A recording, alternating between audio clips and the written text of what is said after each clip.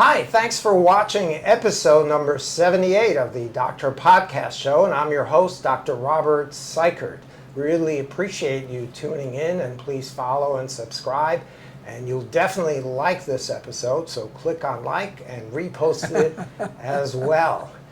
As you know, we have podcasts on a variety of medical topics, 77 episodes so far, where I've had physicians and scientists and healthcare experts, but today we have a famous actor with us who is an expert on Shakespeare, and we're going to discuss the medical aspects introduced by Shakespeare in his many plays. And it's very interesting because not much was known about medicine 500 years ago when Shakespeare lived in the late 1500s and early 1600s, yet he had incredible insights that were in the plays. And we're going to discuss that today with our guest, Elizabeth Shepard, who's a famous stage, movie, and TV actor. She's a drama teacher at the Stella Adler Acting School here in New York City. And at the Herbert Berghoff studio as well. Oh, all right. Yes. Even better. She's a Shakespearean actor in many plays over the years. She played Emma Peel in the first 2 episodes of the famous Avengers TV series, which I'm sure everybody has watched. She's originally from England, then went to the USA, then to Canada, and here she is in the USA today. Interestingly, she's also a teacher of communications to medical students currently at the Weill Cornell Medical School Center for Aging, and she teaches medical students how to interact and work with patients who are aging. Yes, you know, the Center for Aging, Dr. Ron Edelman, set up this wonderful way in which we talk to students who do a play first, which where I play the patient who is being interviewed.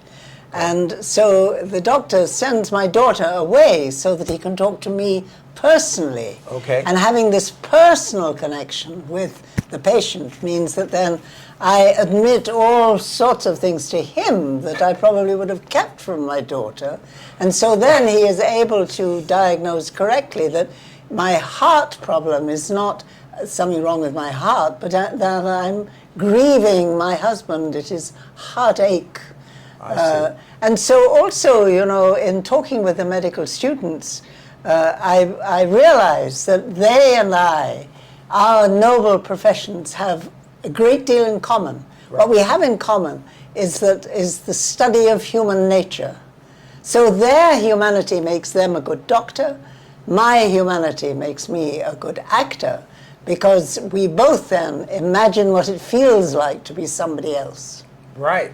Very, very important. And you're doing that now actively with the students. That's yes, great. Yes, and also encouraging them to go into geriatrics, which of course is a coming profession with everybody living so much longer. Right. And I say to them, if you go into geriatrics and train good geriatric doctors, it means that when they are my age, they will have a good doctor. Right. So there's a benefit down the road to them as well, personally. So tell us how you got interested in acting, when that occurred, and when did you become a Shakespearean actor? Well, I'm a missionary's daughter, so I had a very nomadic childhood. I grew up in Burma, and when I came back from Burma to London in the Blitz, which was quite a change, my mother would go and speak at missionary meetings, and I would go dressed in my Burmese costume, and I would do Burmese dancing. So that was my first public appearances. And I just loved dressing up and pretending to be somebody else. I think it first started when I would see a film, you know, I'd go and see Snow White and then come home and act it all out. But I was very lucky that in my first real professional connection with Shakespeare, I went to Bristol University, and the man Bertram Joseph, who wrote this wonderful book, Acting Shakespeare, he was my mentor. And I was very, very glad that he that he introduced me to Shakespeare, because he explained to me about the Elizabethan culture that Shakespeare grew up in, where words were in the air, because Henry VIII wanted the English to be literate, and so he set up grammar schools. So Shakespeare had a classical education, playing with words, translating into Latin and Greek and back again and to and fro, and so he grew up playing with words. And the English language was being created at that time. Shakespeare coined many, many, many thousands of words into the English language. We are now losing language, so it is valuable to treasure Shakespeare's words. And so here you have a picture of me and Bert Joseph's. Wow. That's a couple of years ago. Yes, 19-year-old Elizabeth Shepherd as Juliet. So I started at the beginning, and Bert taught me that the words are simply there to express what is going on inside the character. Never there for their own sake. Wow, that's fascinating. And then that's where you got your start. Yes. So you played Juliet first time when you were 19? Yes. Wow. Yes, and several times since. Right. And so you start with Juliet, then you go on to Gertrude, and same thing, Right. Now, Shakespeare, I believe, wrote about 37 plays, as far as I know, but I've researched this, and there are approximately 1,400 medical references in those 37 plays. And he captured the full range of human emotions and conflicts and dysfunctions in those plays. How did he do that at that time when medicine was not understood? There was no psychiatry or psychologist to speak of? I think that why so much of it appears in the plays is because however much was known about medicine, people still got sick all the time. Right. So that disease, illness of all different kinds, and of course in that time the plague was something that plagued the population every now and again. In fact, several times during Shakespeare's time, the plague closed the theatres, and so that's when Shakespeare would go away and write Hamlet and King Lear. I see. So but when there was the plague, the theatres were closed. And Shakespeare very often uses the plague, uses plague metaphorically. Many things are called a plague, where he's using it metaphorically. But the fact is that I think why there is so much about illness, is that Shakespeare was an actor. That's what makes him so much better than everybody else. Because as an actor, he was in character. He knew how to imagine what people felt like and what they were going through. And as an actor, he was extremely observant. That is what we do as actors, observe people, look at how they behave, what happens to them, how they feel, what they look like. And so there were doctors, of course. I found a very amusing thing that describes what Elizabethan and Jacobean physicians wore. They wore long, dark robes with pointed hoods, leather gloves, boots, and the most bizarre masks featuring long beaks, which were filled with bergamot oil.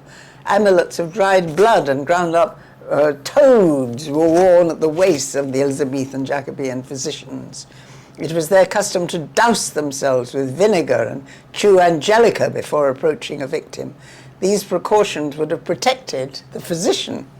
The bizarre and gruesome physician masks would have acted as a sort of protection against contracting the disease through breathing the same air as the victim. So neither rats nor fleas could easily penetrate these defenses. So that is a wonderful picture of there were physicians who would diagnose an illness. There were surgeons who would actually cut people open. And they were sometimes allied to the barbers' shops, because barbers would also do some cutting. Surgery. Some surgery.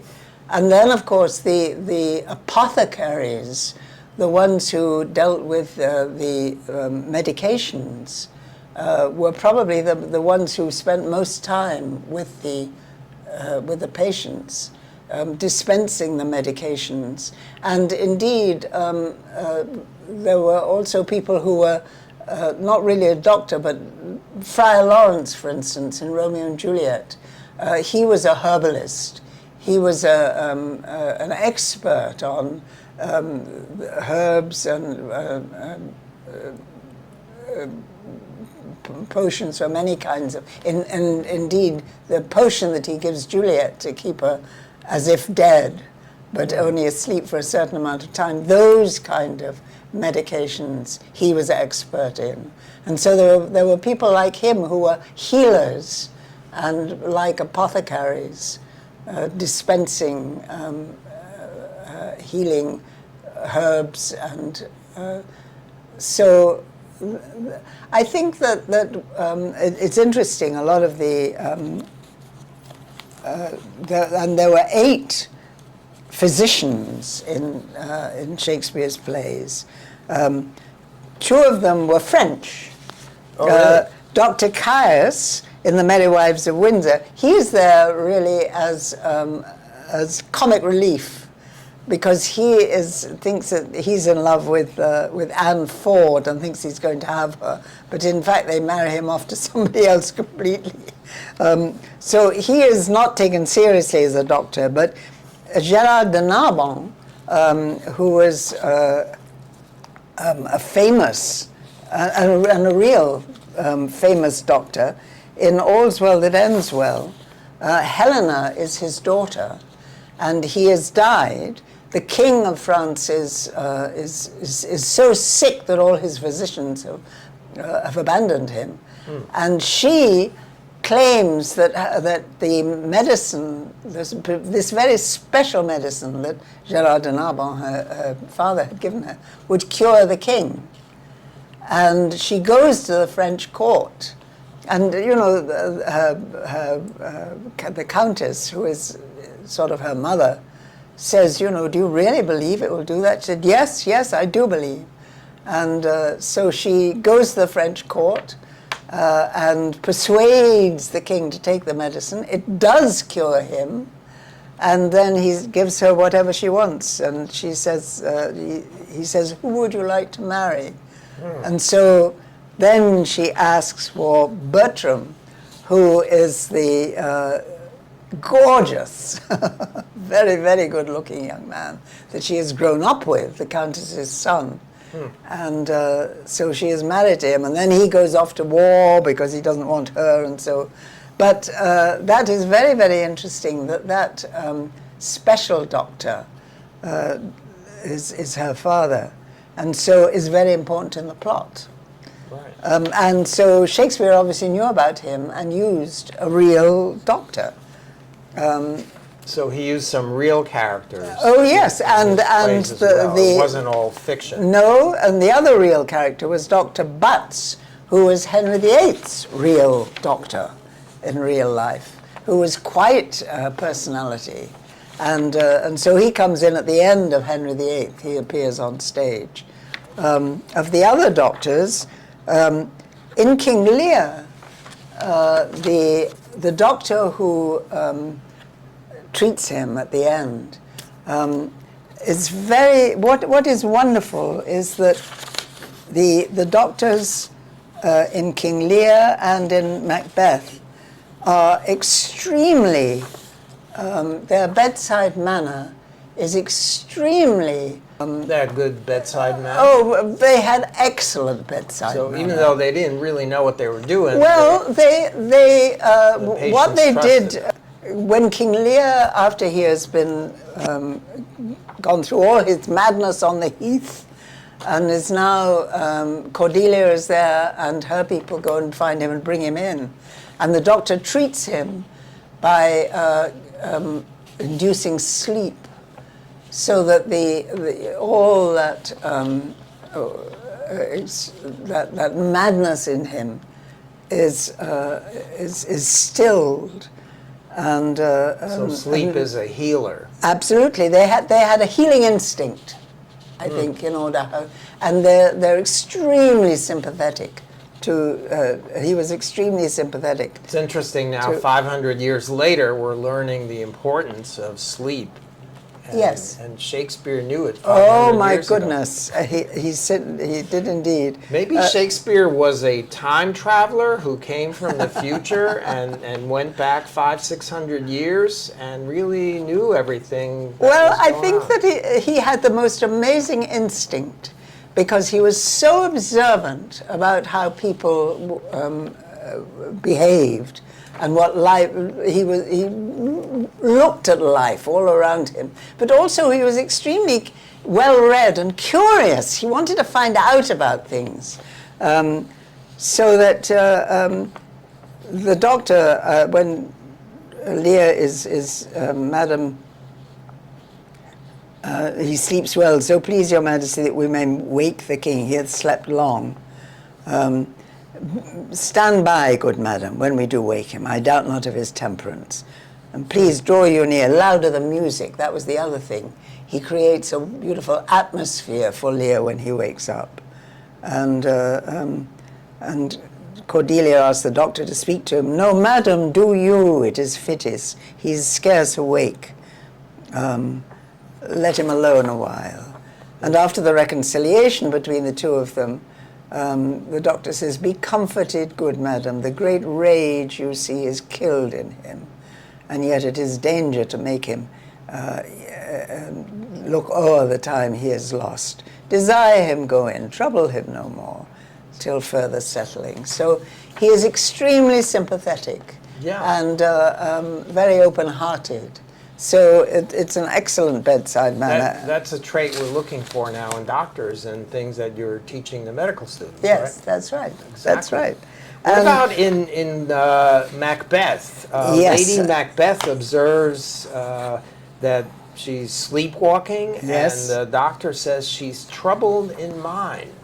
Yes. So Shakespeare connects sleepwalking with mental disorders. And indeed, I mean, what she is talking about, the doctor remarks to the gentlewoman that she has terrible things in her mind, that she is... and that caused her sleepwalking. And her guilt...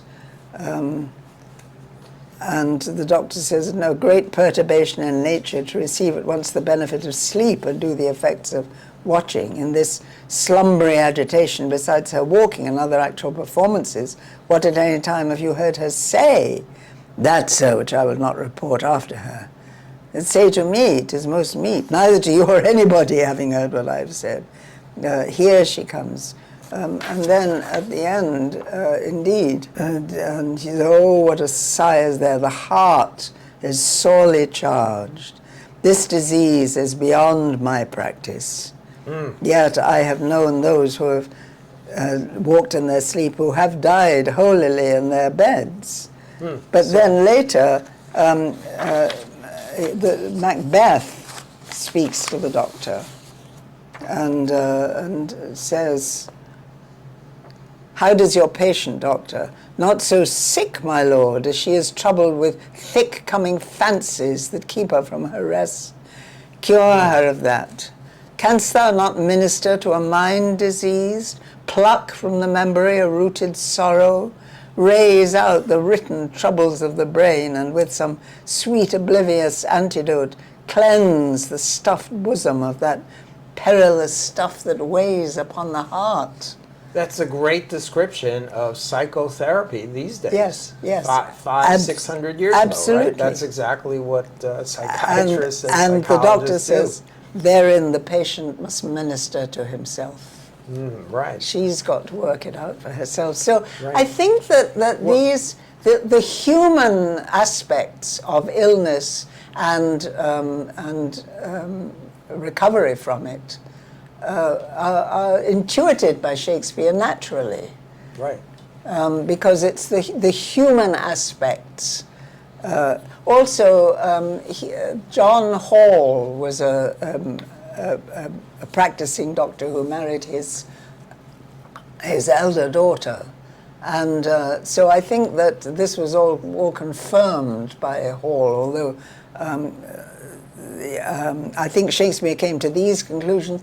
Shakespeare had the most amazing instinct for people and situations. Right. And so I think that the truth that he is talking about here, this makes human truth, human sense of it. Right. And so the way in which a doctor, although he didn't have all the sophisticated medications that we have, he still, the way in which he handled a patient and could, there's several, there's Lady Macbeth goes mad, Lear goes mad. Shakespeare is very good at madness, right, in the same way as he's very good at sleep. So I think that kind of brainstorming, where one goes off the rails for a while because you just see, suddenly your serotonin has gone so highly developed that you see things that you wouldn't see in normal life. I think that Shakespeare often probably himself lived in that elated state. And understands that. His description of King Lear is very similar to dementia these days and Alzheimer's disease. Yes. Could King Lear be a representation of that, even though they didn't have that name? I think that what is interesting, that when the elder sisters talk about him, they say, it's amazing, he loved her most, and now look what he's done. But they say, he hath ever slenderly known himself, as if he was always had this impulsive kind of. I think that, and I have seen productions where the Alzheimer's is very much imposed on him. I think possibly he was a man who never doubted or explored himself until circumstances changed. And he always was very aware of his position as the king. He could do whatever he wanted, and everybody would have to obey him anyway. Right. And so through his experience on the heath, and then observing everybody around him, and what happened, he discovers for himself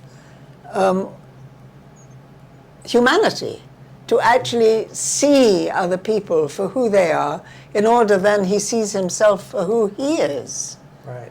And in the reconciliation with Cordelia, he admits what he has done and apologizes for it. Now, at one point, though, he says, "Let me have surgeons. I am cut to the brains." Yes. Sounds like he's had enough. And I think that is when they take him from the heath. And bring him into Cordelia's care and the doctor's care. And so then I think that nowadays, if somebody is in a very bad state, they will put the person into a deep sleep. They will do that now as a remedy, I believe. I mean, that is in some situations. in some situations, and it sounds as if this is what this doctor did. Right. He just Lear had this deep sleep, and that it kind of comforted and subdued that hectic. They don't say anything about him having either surgery or medication. But it was probably, that stopped the hectic, it brought him down to a normal living energy. Interesting. Now, in Hamlet, there's a similar thing. The prince asks the ghost, "What may this mean?" So is Shakespeare analyzing insanity there, or is the ghost really a representation of Hamlet's psychiatrist? Well, I think that, that was an interesting way that you put it there. So I think that it's almost as if the ghost is like an analyst for I for think Hamlet? I think that it's not so much an analyst as what does this mean? I think I think it's much more straightforward than that. I think that Hamlet is really saying, "Why are you here?" Because he needs to know what has brought. I mean,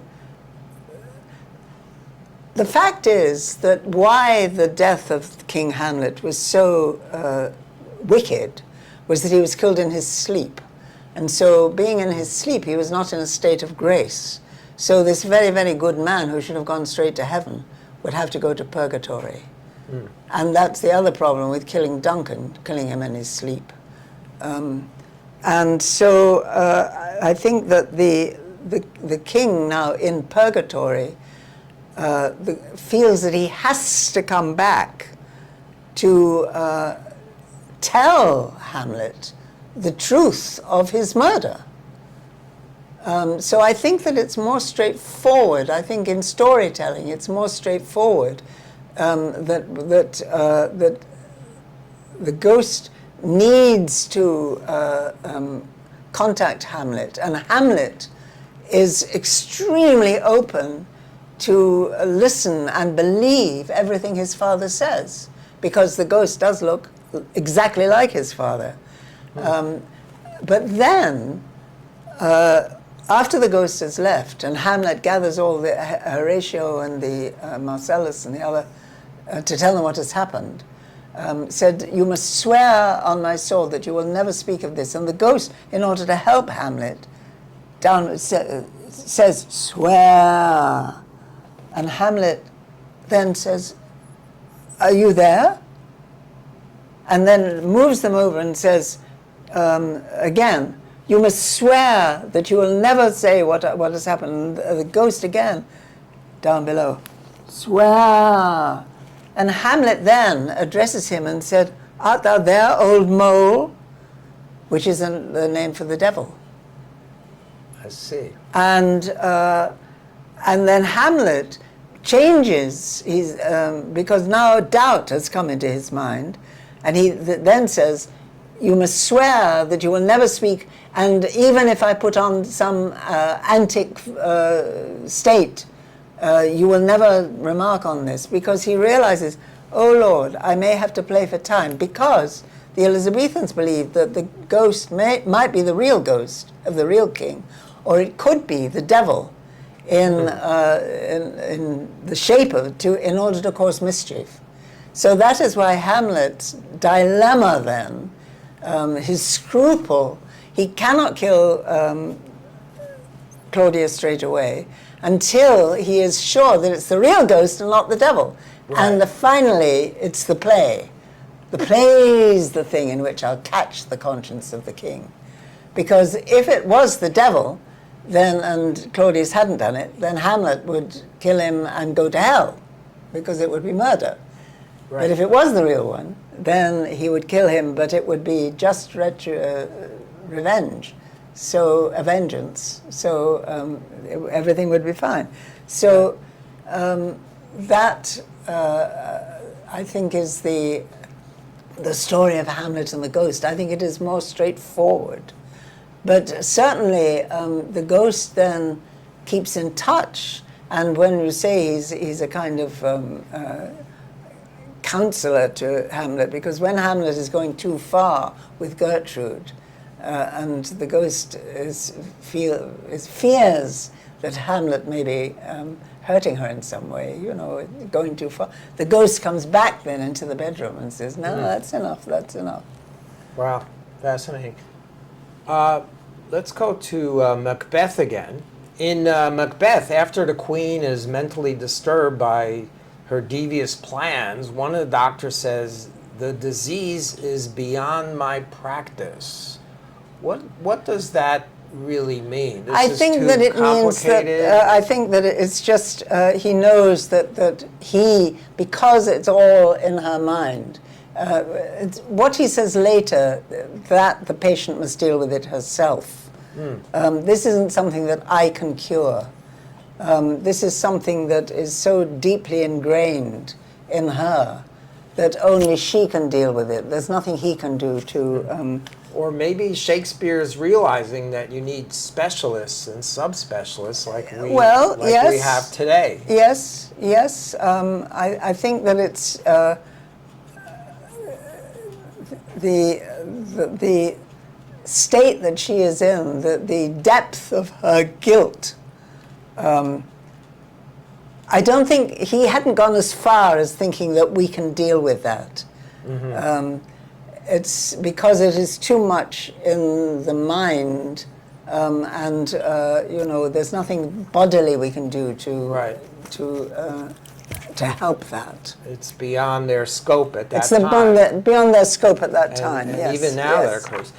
Let me ask you this one: in Romeo and Juliet, the dying Mercutio says, "A plague of both your houses." Yes. Now, you mentioned earlier plague was a big thing, the bubonic plague at that time. That's right. I think killed about a third of the people in all of Europe. So that was used as a curse and possibly a I think that he reference. uses plague about many things. He will, if something is, he doesn't like something, he will say, "Oh, plague upon it." So he will use plague metaphorically. Plague, of course, was dreaded and very prevalent. There was a plague when he was born. Fortunately, he didn't die, but many in Stratford did. So that the fact of the plague is something that's very much people are aware of in their lives. And so but he very often uses it metaphorically. And for instance, Cassius talks about Caesar being caught with a plague, and how he shivered and how he recovered from it. But that was a real illness. But very often it is used. He uses plague a lot metaphorically because it was something that everybody was so aware of, and of course all the theatres were closed. Curiously enough, they believed that you couldn't get ill in church, and so congregations were allowed to meet. And the opposite of COVID. Yes. Now, so theatres were closed, but churches were open. Right. Now, in Winter's Tale, Camillo presents the visionary notion that a person can carry and spread a disease without actually showing signs of illness, which is also like COVID. And he says, there is a sickness which puts some of us in this temper, but I cannot name the disease, and it is caught of you that yet are well.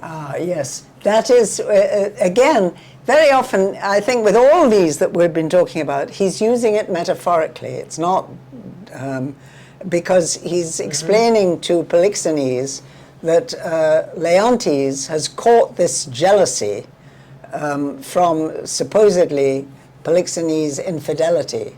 So he's caught, but which didn't in fact wasn't true.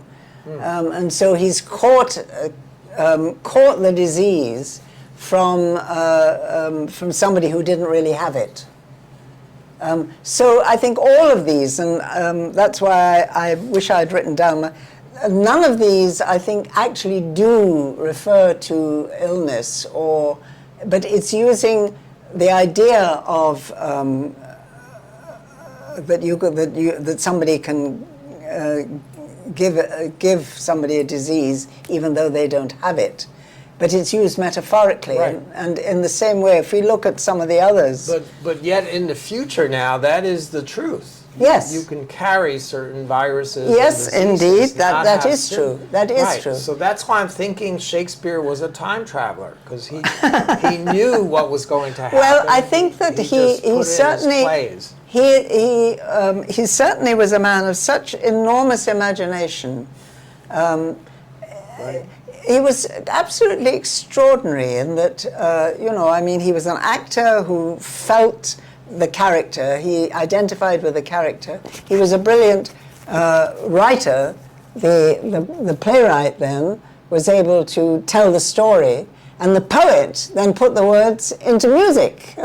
But he was an extraordinarily perceptive, curious, interested, and penetrating. His mind was very penetrating. So I think that he intuited possibilities in things.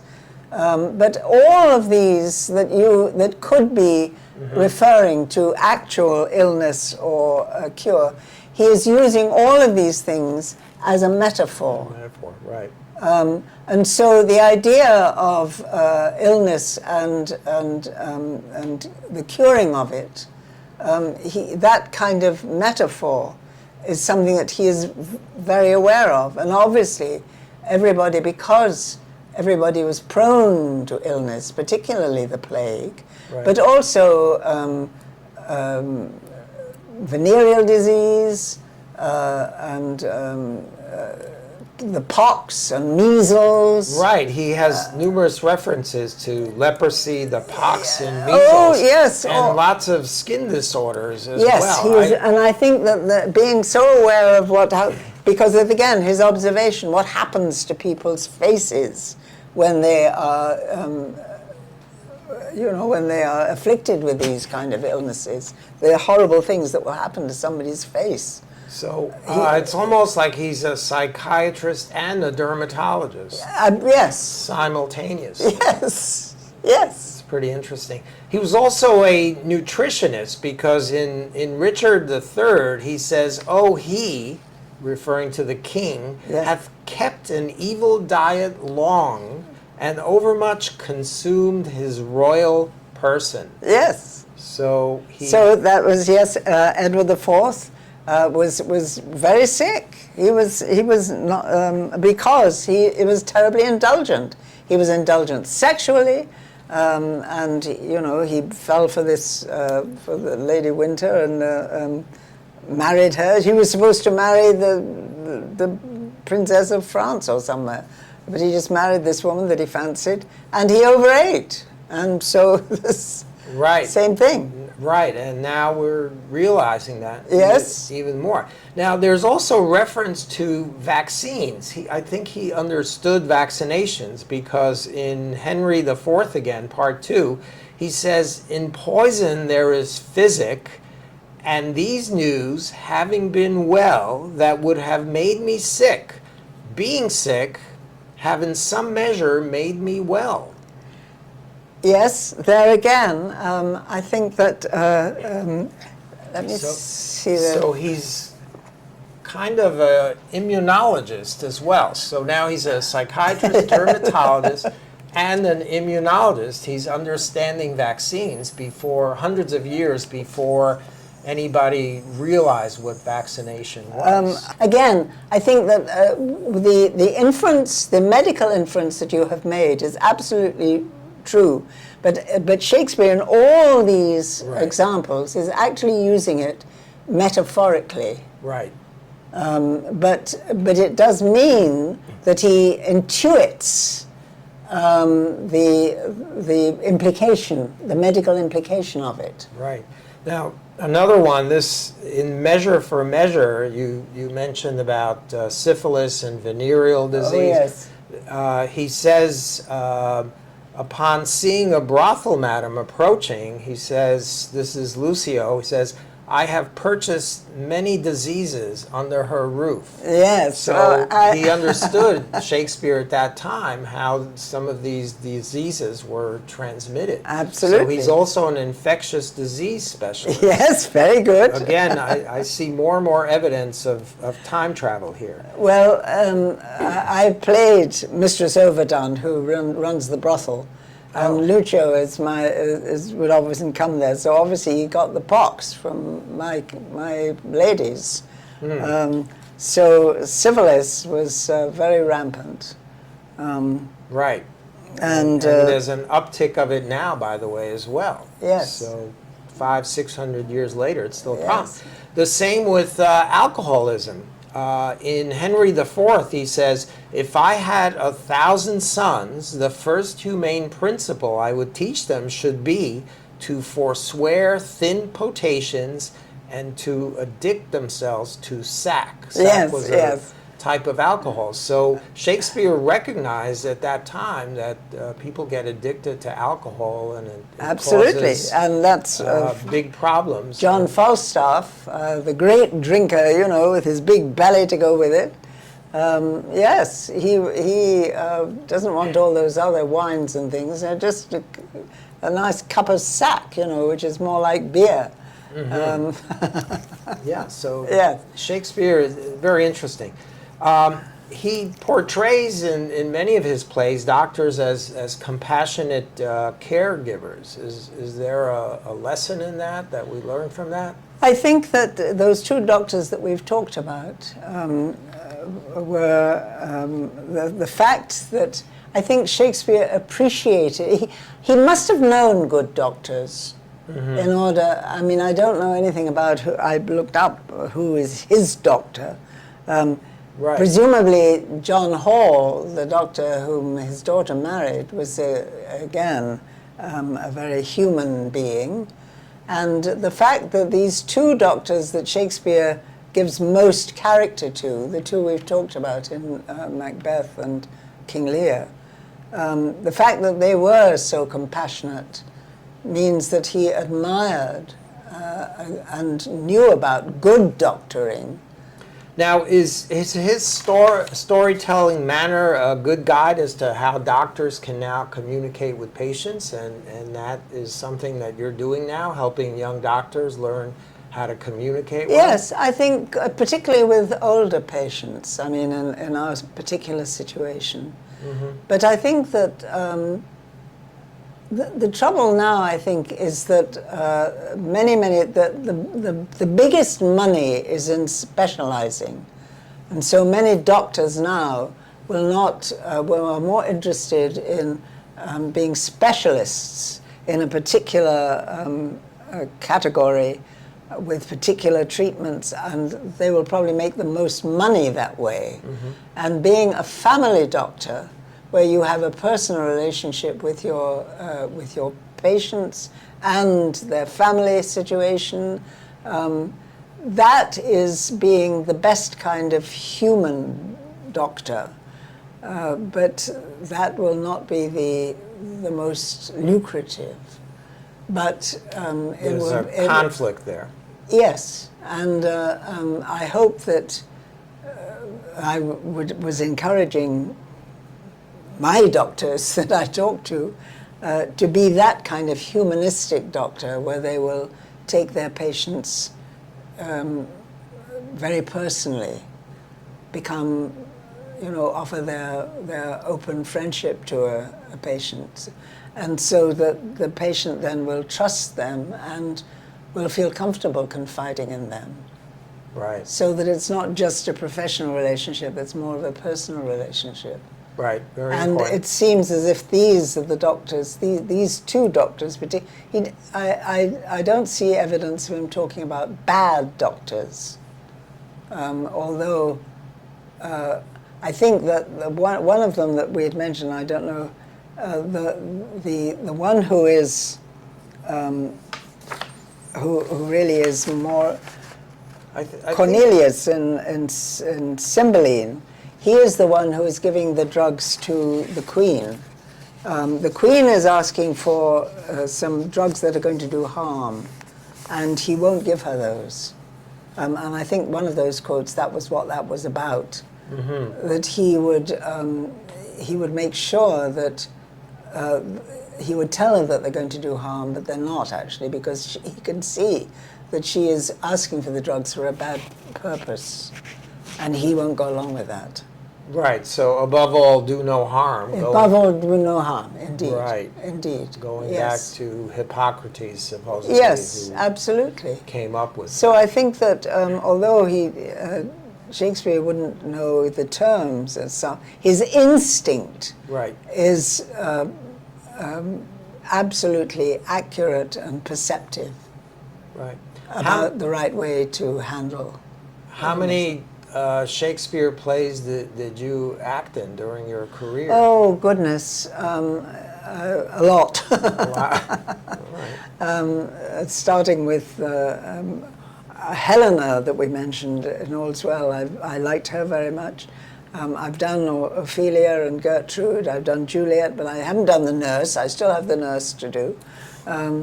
Oh yes, I mean all the great roles, Portia and, well, both Portias. That's great. And of course, Lady Macbeth, yes. Right. Now you've done many other... Oh, and a wonderful one that the Queen Catherine in Henry VIII, one of his later plays, he based Queen Catherine pleading for her marriage to Henry at the beginning of the play. He based it on her very own words that she used in real life. And when I played that, I was in the wings. I would feel that I was really engaged in her, coming on, saying her lines, her own words. You start becoming that character, yes, and you forget who you really are. You're well, so deep into it. I must say that it was, in that particular production, it's a political battle between King Henry and Wolsey and the Queen, and the three actors.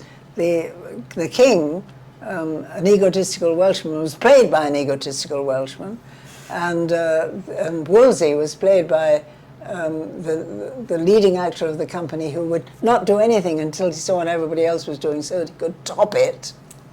And there was me, and so. Wow. When I finished at the end of the trial,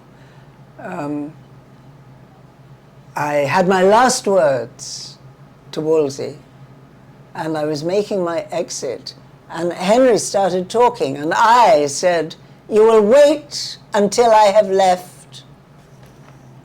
And we were all. I had to fight the other two actors in order to establish her. Wow. Yes, it was fun. Sounds great. Now, you've done lots of other things in addition to Shakespeare. I read recently tell us about the Monster Bash and Monster Conventions, well.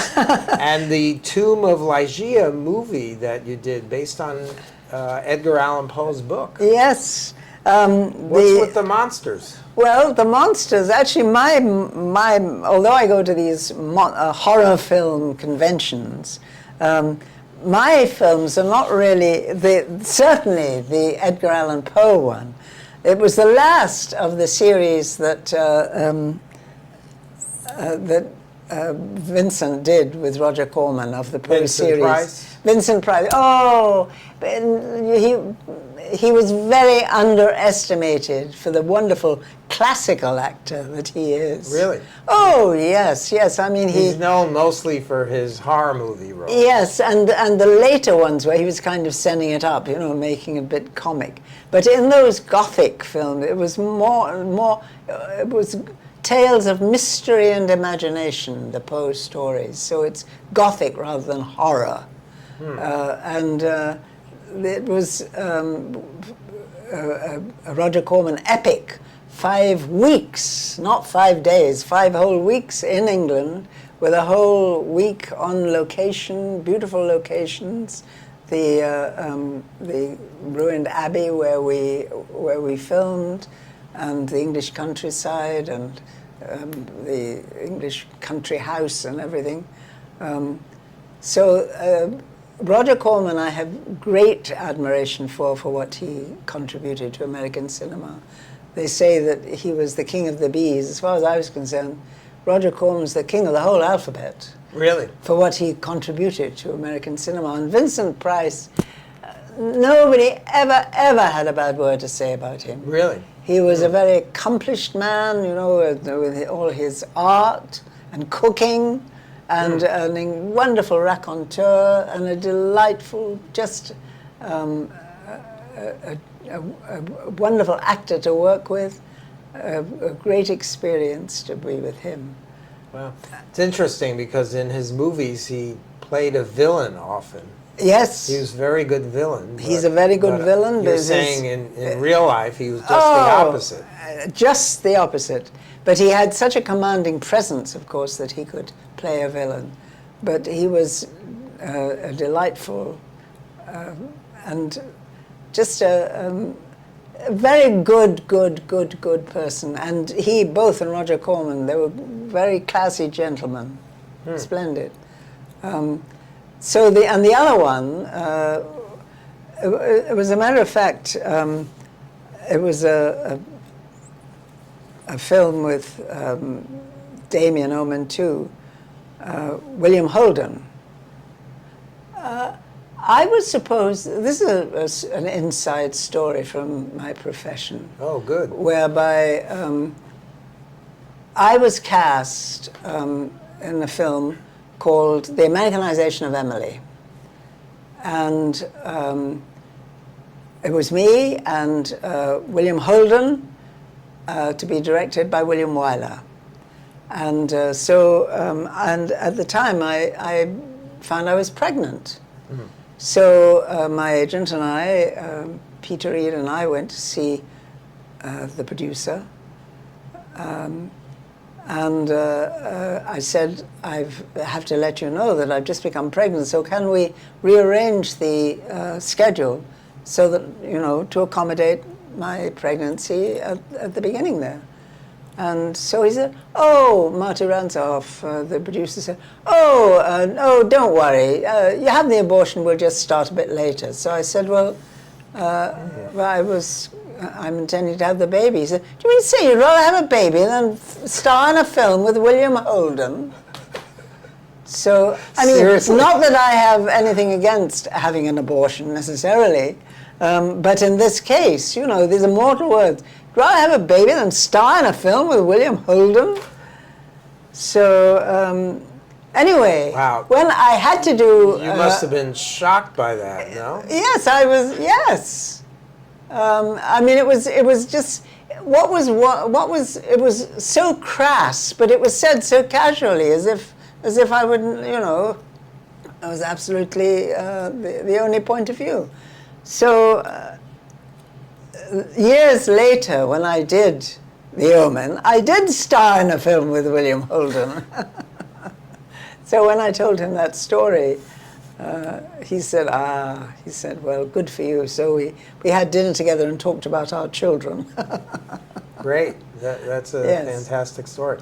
Yeah. What about, you were in The Avengers, the famous TV show. Oh, you yes, were... which I think probably, you know, it's so long ago, people, I think there's been another thing called The Avengers even since then, but that Avengers... The original one. The original one, Honor Blackman had been in the first, and this man called Julian Wintle had bought the series, and so I was very, very big on television at the time, and so he said, oh, Elizabeth, he said, we're going to do it on film, not tape. It's going to be 10 times better. Then he said the fatal words, we welcome your own ideas. And so I inundated them with ideas. Well, I lasted into the second episode before they thought, oh, she's too much. Too many ideas. Too many ideas. I should have kept my mouth shut. I believed him, you see, Right. and my enthusiasm. And many of the ideas that I had suggested, in fact, were taken up in the series. But no, I thought he meant what he said. One of the ideas was that indeed that judo wouldn't be enough, that we'd have to go to karate, and so they did karate. Anyway, that was the story of that. But then, a little while later, I did something which was even more fun than The Avengers, a series called The Corridor People. And I played Sidney Van Epp, who was an adventuress. And so that you can get, there are four episodes that we did that are on DVD. So I recommend that, The Corridor People. Is it on Netflix or Amazon? No. I think it's playing somewhere, but if you Google The Corridor People, you'll be able to find it. The corridor people. The corridor people. Sounds yes. great. What's it about? Just give us an idea. Just different adventures. There were several of us who were were in every episode, and they were just very, very larky adventures where I'm doing people, manipulating people in various different ways, yes. What happened after episode 4? The writer said that was enough. He said, "Oh, I've written everything I've got to write." And he said, "And I don't want anybody else doing this." So, right. Do you have any advice for doctors today? We covered some of that, and how to be better doctors. I think that again, it's like in my profession. You can either be a devoted actor and work in theatre, which is really our medium, because in the theatre I get to play the whole of the character from beginning to end. It's all right. But that's not necessarily. It's in television where you become a star now, and so in my profession, you can be a performance artist and be a big star on television where you're playing either yourself or a character that is very like you, rather than being a character actor where you will play all sorts of roles and completely disguise yourself in a role, Ray Fiennes, for instance, is a wonderful character actor. He's also a big star, but he, sometimes you say, "Oh, is that really him?" Where he changes himself, and so. I think he was in that movie a few years ago, Don't Look Up. Yes, I think so. Yeah, Yes, I think he was in that movie. And so. And the same thing with being a doctor. You can be a family doctor, which is on a smaller scale, but is really much more the human relationship then that you have with your patients is like my human relationship with my characters. Or you can be a specialist.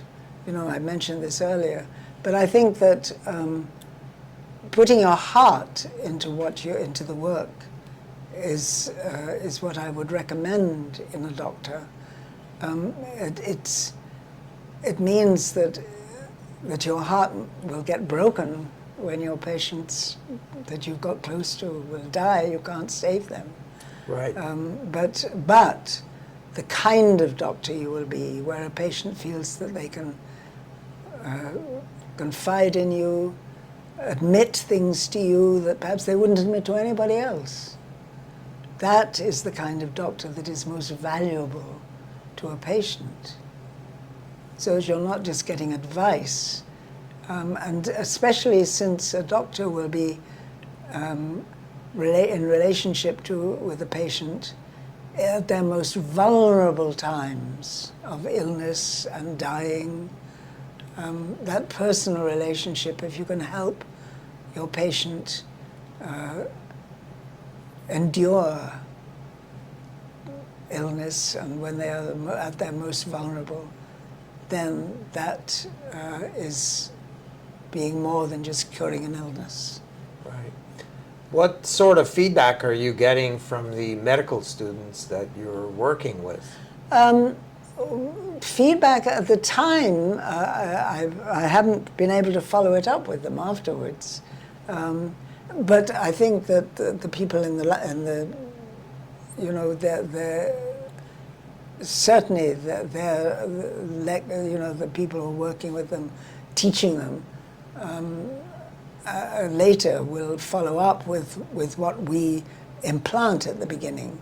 Right. But certainly the reaction I get at the time is extremely positive. That's great. Yes.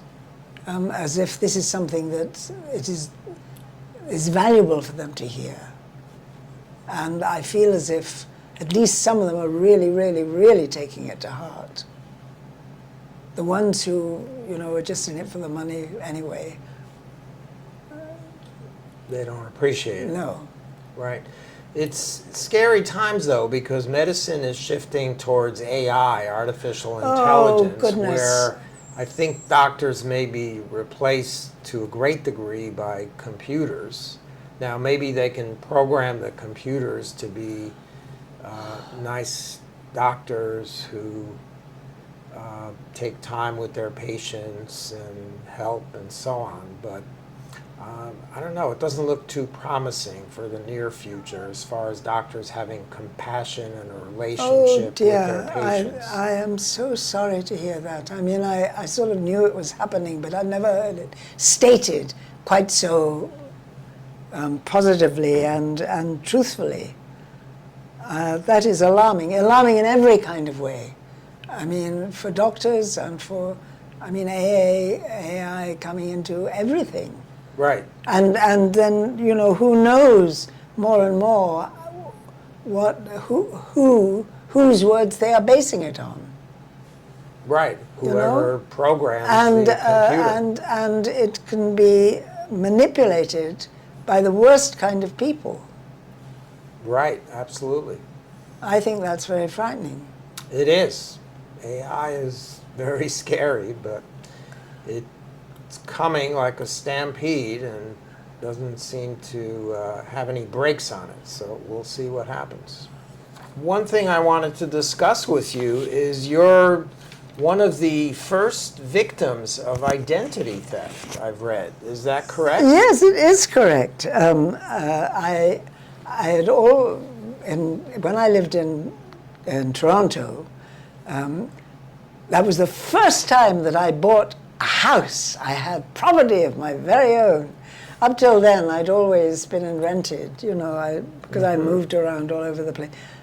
I'm a missionary's daughter, so I was brought up as a traveler as a child, and I continued that, as an actor, moving from place to place. And finally, I had my own house, very nice house, and I would let it out when I would be have to go out of town, for a job. Well, Right. This particular time, I rented it to this very nice Russian couple, who paid me all the money up front, and one time I had to go back into the house to collect some things of mine, and so there was a whole group of them in the living room. They were very nice, very friendly. The first I heard of it was that the Royal Bank called me up and said, "Hey, Shepherd, did you recently sell your house?" What? My house had been sold by my tenants, who turned out to be junior Russian mafia. Really? And so they had, somebody had impersonated so-called Elizabeth Shepherd and sold the house. And so anyway, my house no longer belonged to me. Wow. And What year did this? and this was, let's look at you the have paper. newspaper Yes, articles about it. 2006. Not that long ago. Yes, 2006 and 2007. Now, Swell. I didn't realize Anyway, that occurred back then. Now you see commercials on TV. Somebody can steal your house and title, and well, they now so my title no longer belonged to me. I had to get it back. right. The Royal Bank, and I then was one of the first of a whole slew of people in Toronto. This was happening. There was an epidemic of it. Really? And another, so this particular newspaper man, not that one, this one, Harold Levy, and he wrote this, the first column that, Wow. Thursday, July 20th, 2006. That's a while Yes. back. And so we publicized it in the newspaper. We absolutely fought it. We fought it. Right. And I got my house back. The Royal Bank didn't charge me for all, the money that I was supposed to. I fought to get my. How long did it take? And you it took about a year and a half, going on for nearly 2 years. Did they ever catch the Russian mafia culprits? They never caught the two who were the main ones. Because then I realized that when I had gone back into my house, that I had walked into a den of thieves. A young relative of theirs, was had up for it, and I was at her trial. You testified? Yes, I testified at her trial. Wow. But they never got the main ones, who had done several. Mine wasn't the only one that they had done. So it was the same gang? Yes, the same gang. This. It was a gang, the Russian mafia. They would get the money and send it to some other bank? Yes. Wow, pretty interesting. So that was... Why did they pick you? Just randomly, or they knew something about you? I think it was... well, the fact was that I accepted them, and I suppose I could have been suspicious about the fact that they paid cash up front. But that made you trust them. Yes, right? I thought, yes. Yeah, if they're paying cash up front, yes. They must be good people. Yes, but you didn't and they had know. references, of course, Right. but from their own. Right. But that was pretty shocking. I mean, I never did lose my house. I went straight. I was already back living in it when I was called by the bank. But some people would be away and come back and find somebody else actually moved in and living in their house. It was a terrible, terrible thing. It was an epidemic. That's happening now here with squatters taking over homes. Yes, So, yes. it's a big problem again. So, Wow. Yeah, we'll see what happens. Cybercrime and computer crime is a big problem now. Yes. People can steal lots of things.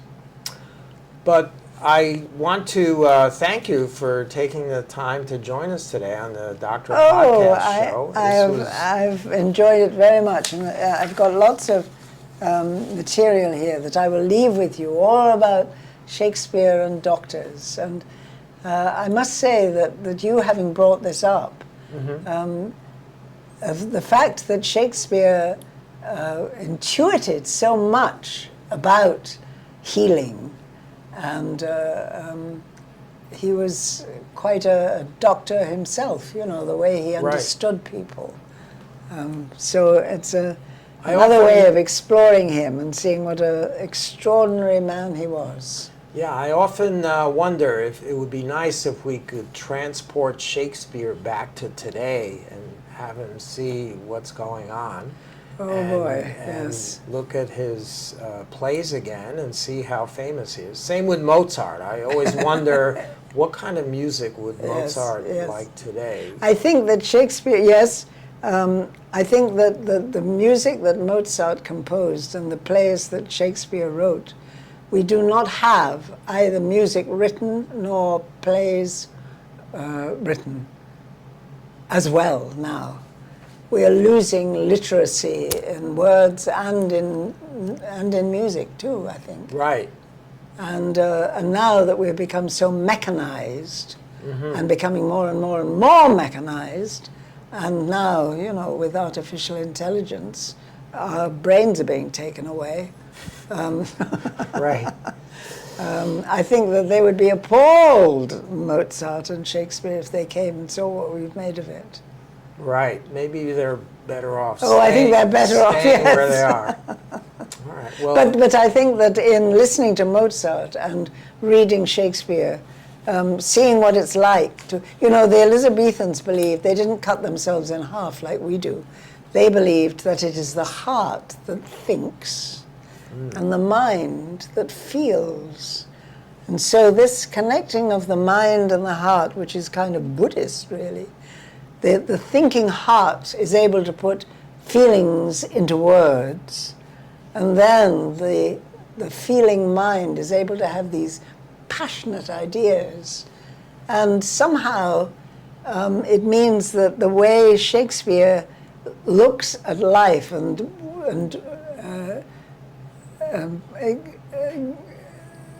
sees the logic, sees the emotional logic of people's lives in these plays, so that they are cautionary tales and tragedies, because, the Macbeths don't start on the dark side, but between the two of them, they make the fatal decision, and once they tip over, then it's all downhill. But the way in which he talks about life is a cautionary tale. He'd have a lot more material to write about these days.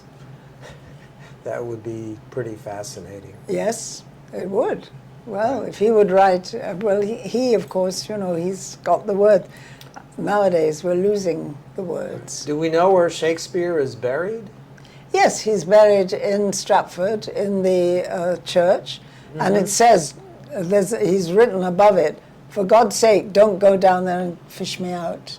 Is that what it says? Well, yes. Don't disturb my bones. Leave Really? them there. Yes, well, leave them there. that's interesting, because I just had a thought that with today's technology and advancements, we could go in there, take out some of his DNA, and create a new Shakespeare. Ah, well, but maybe he anticipated that, which is why he said, "Leave me alone." See, I told you he was a time traveler. He anticipated that in the future we'd be able to dig up his DNA and create a new Shakespeare, and he didn't want any part of that. Well, thank you very much again. Really appreciate it. My pleasure.